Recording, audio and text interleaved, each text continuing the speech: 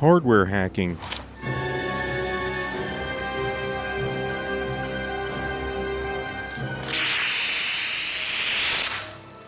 is really software hacking. To understand the system, the software must be extracted and reverse engineered. And software, or firmware in the case of smart meters, scares the hell out of me. In the last video, I did just that, extracting the firmware from this smart meter. But that's just the first step of our journey.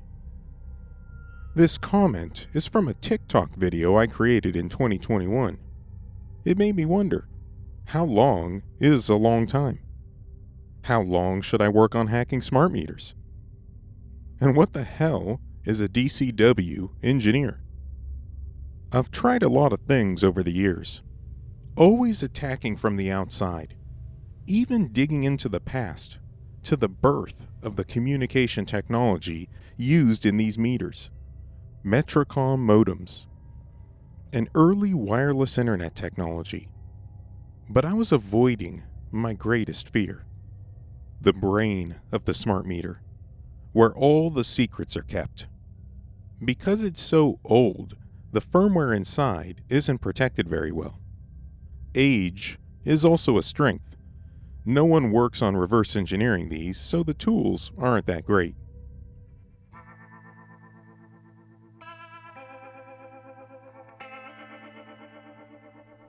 Older electronic devices were programmed with components and wiring. Just seeing inside was enough.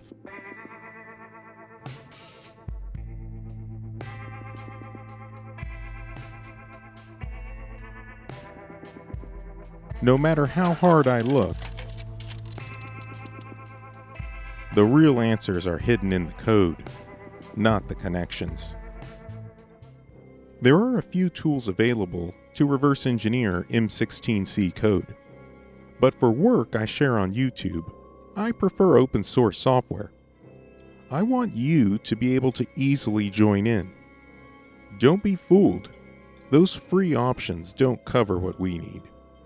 Ghidra is a software reverse engineering tool developed by the NSA and open sourced in 2019, giving anyone free access. But it didn't support the M16C processor when I started hacking smart meters. Unfortunately, these connections won't tell us how the system operates. They will come in handy though.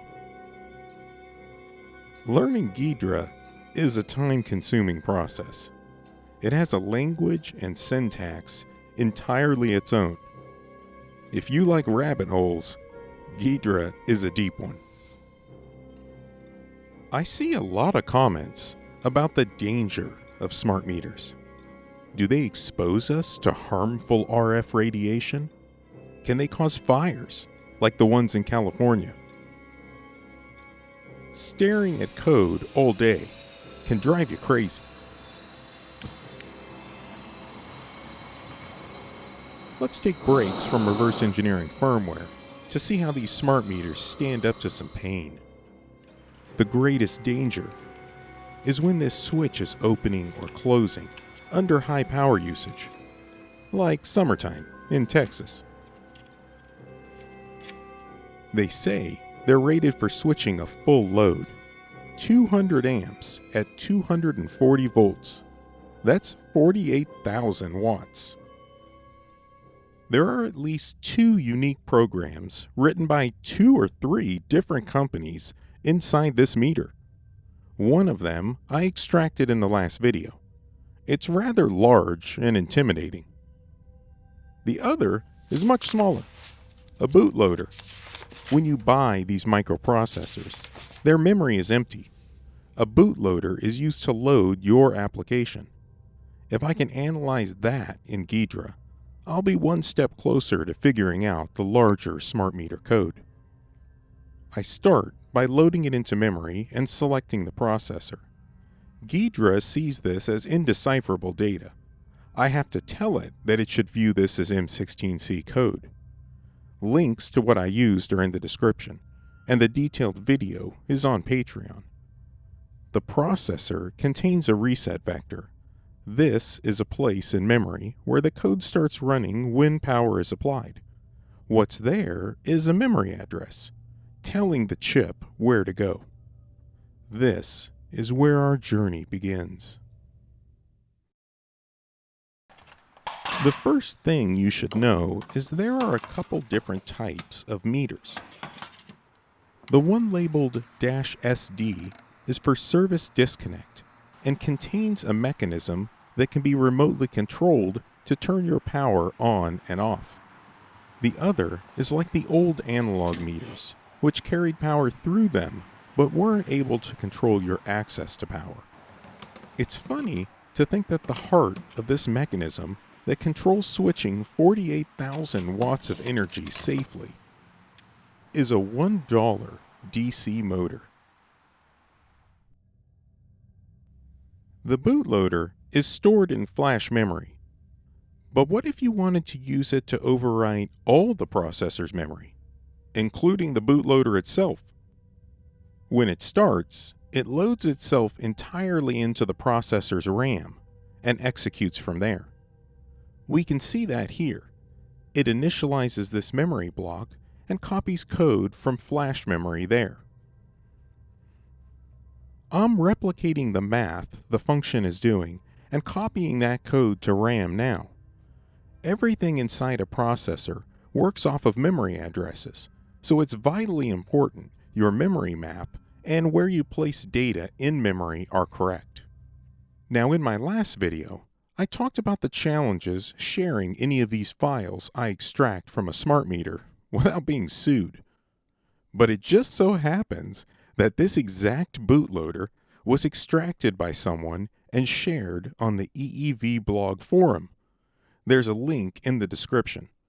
I suggest you get a copy to play with before it's gone. You can pause the video. I'll wait. This is a MIG welder. It feeds a consumable wire out that is energized with electricity, causing it to heat up and melt. This is a TIG welder. It consists of a torch you point at the material while a powerful arc of electricity melts the metal. Let's see how well these meters hold up as I pump some current through them.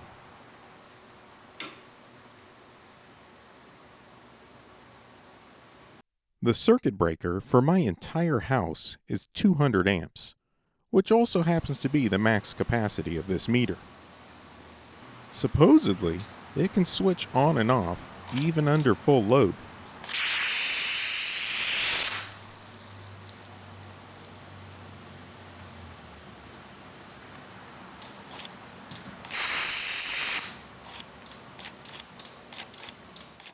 When I began using Ghidra, I would look at the code and jump around trying to figure out what it does. Ghidra is more like an interactive journal. Things only become clear as you change their names. This is a helpful way to know if you visited that code yet. As you scan through code, jumping around and making changes, it's easy to lose track of where you've been. But what do you call something when you don't know what it does? Some are easier. Let's call this one initialize chip.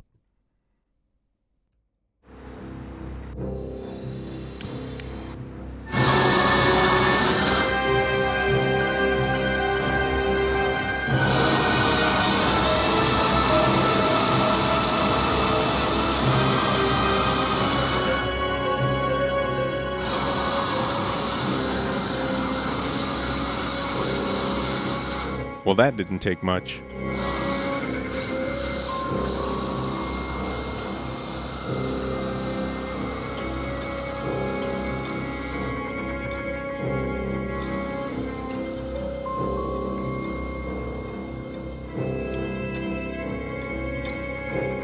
That's tough stuff.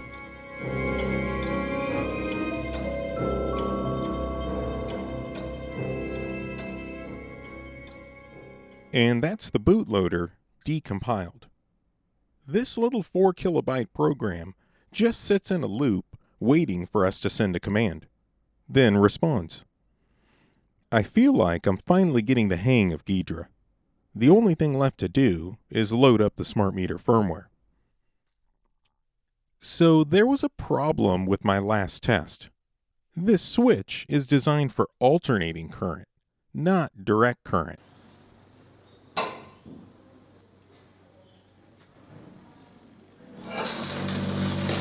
That flame looks familiar. I fixed that with this test. Hopefully, for all our sakes, fire doesn't shoot out.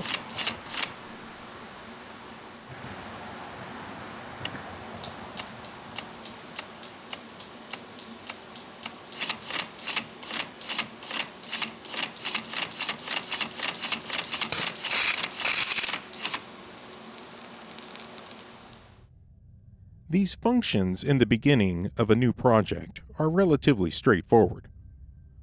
Looking closely at memory initialization routines tells us where we should be paying attention. It's laying the foundation to store data there. When I started using Ghidra, I knew it would be hard, but what I didn't expect was how challenging naming things would be. None of this will ever make any sense without meaningful names.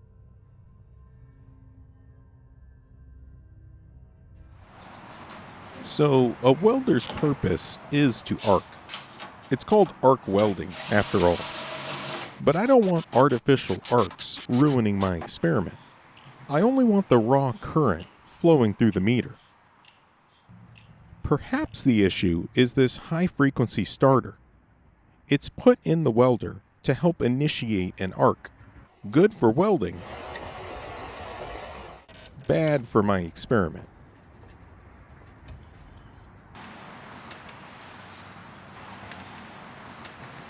Okay, fingers crossed, no green flames. Mostly because I'm running out of parts.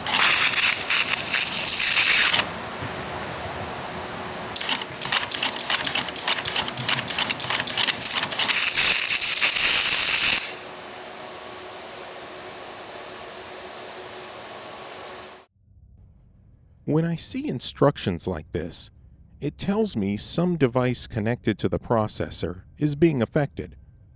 These commands tell a pin on the processor whether it should be an input or an output.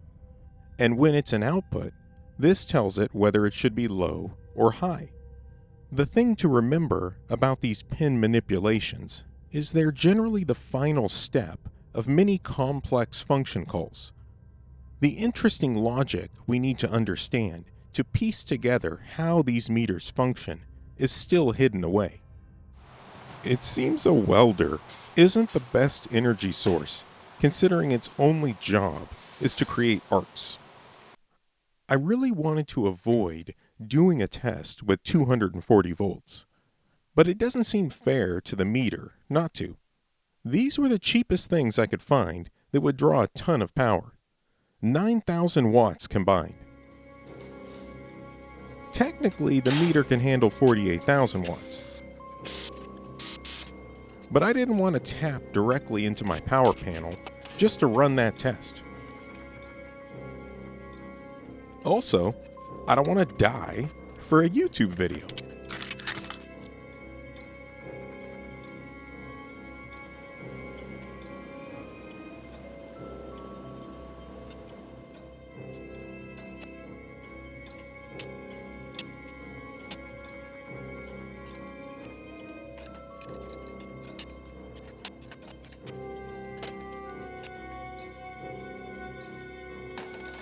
For $20 in heater elements and some wire, it's a pretty awesome way to draw a ton of power.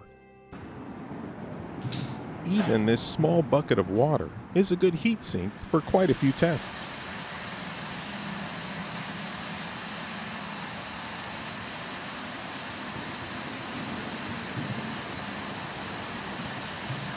Now, this is what we would expect. It's not the full current rating, so those small arcs would be bigger, but likely not the same as the welder test. This is the most concerning part of the design. The mechanism has no idea whether it's fully closed.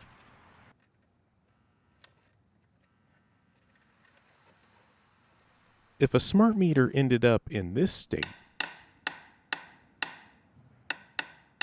it could definitely be trouble. I always feel lost reverse engineering firmware.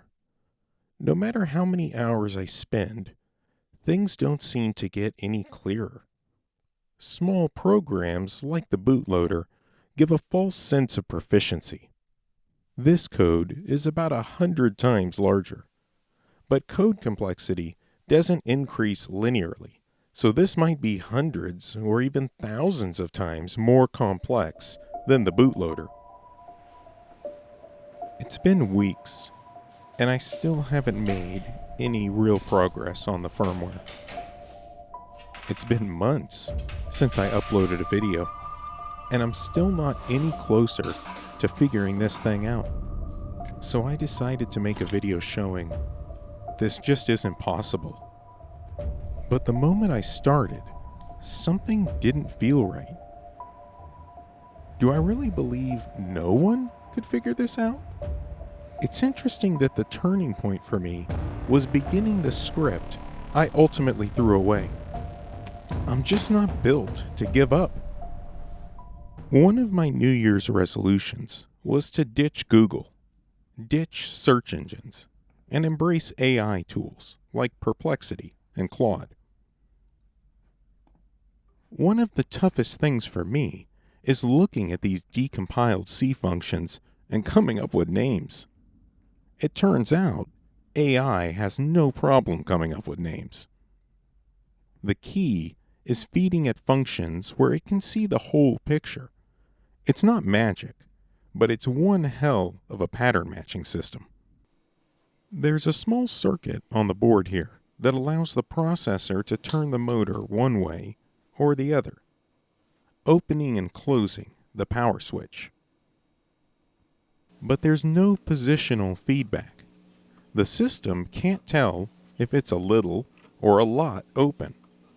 What it does is measure the voltage on the customer side of the meter. Closed is closed, even barely closed.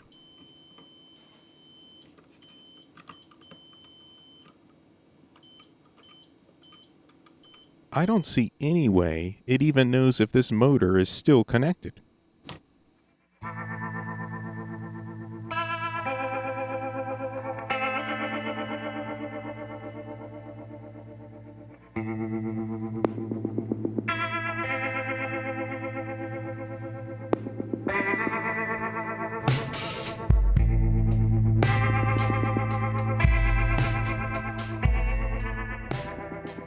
It hit me just how powerful AI tools could be.